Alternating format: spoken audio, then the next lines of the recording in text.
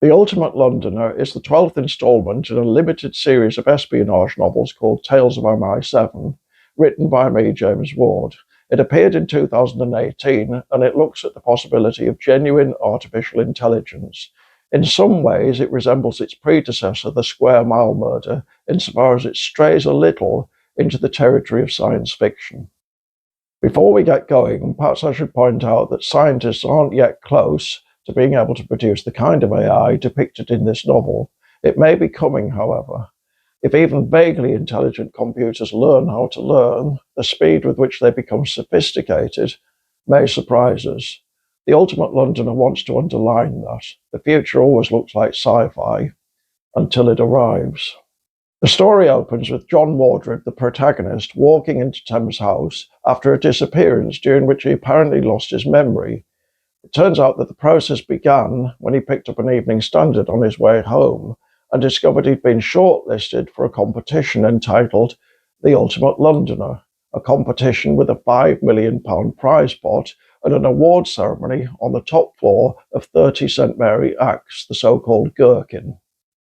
He knew nothing about it, neither did any of the other 9 contenders, and some of them want nothing to do with it. The Evening Standard disowns it. It was an advertorial, accepted on the assumption, since the placement fee was significant, that it was bona fide. Since then, the company behind it seems to have disappeared. But Mordred has an even bigger problem because he's a spy by profession, and the contest threatens to expose him. He's ordered by his boss to leave London. He tries, and he blacks out.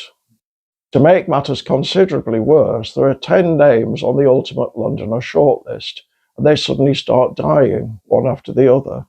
Who could conceivably want to kill them, and how long before the killer or killers reach Mordred? For a start, it might help to find out who placed that advertorial in the Evening Standard. But that's when a metaphorical black hole appears, because it gradually turns out that who is the wrong question. A better question might be what. As well as being about AI, this is also a novel about human vanity. We think we're at the apex of the evolutionary tree, but what if we're just one stage in the development of consciousness? And given the vast number and variety of creatures on this planet, can we even be sure we're at the top to begin with? There are 2 computer scientists in this novel, both of whom throw light on those questions without producing anything like definitive answers. The Ultimate Londoner isn't an evil robot story, though it could have been. It's quite possible that if there was some intellect that far outstripped ours, it would neither share our concerns nor compete with us for the same goods. From our point of view, its aims and intentions might be utterly obscure. In that case, how would we know when we'd entered such a world? We might be living in it now. I won't give away the ending, but I can say that this is an optimistic novel, which doesn't mean it's right. There really might be evil robots, for all I know.